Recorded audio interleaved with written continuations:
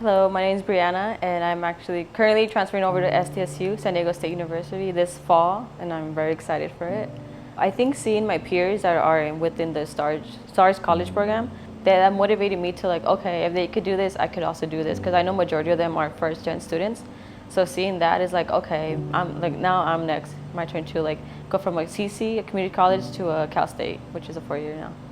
Something I remember about STARS was the road trips we would do during the summer, and the first time I ever went on one was about 8 years ago, I believe, when I was like 14 or so, coming out of summer school.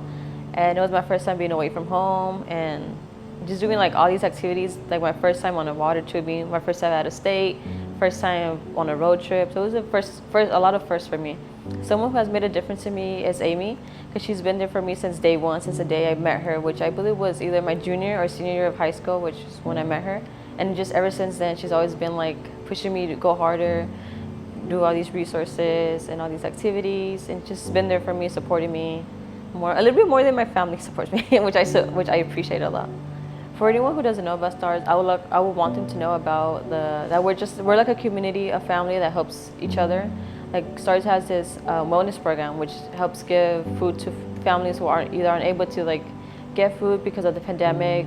So knowing that they give back to the community, we appreciate it, because my parents are actually part of like the wellness program, so they really appreciate like receiving food. I'm Vanessa. I'm a third year at UCLA majoring in biology. I am primarily interested in biomedical research, but I'm still exploring different science careers, but my heart tells me that I want to just work in a lab and just find cures or treatments for different diseases.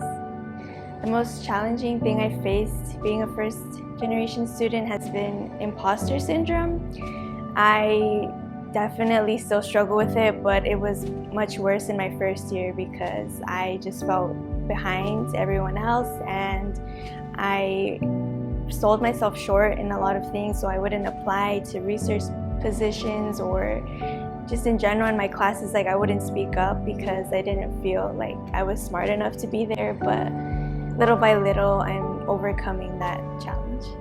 I found my community in mostly Latinx orgs. So there's one called Hermanas Unidas, and it's a service club where we go out and volunteer in the community, and we just grow together as students. We tell each other about different opportunities happening on campus. I think dedication and motivation can get you a long way.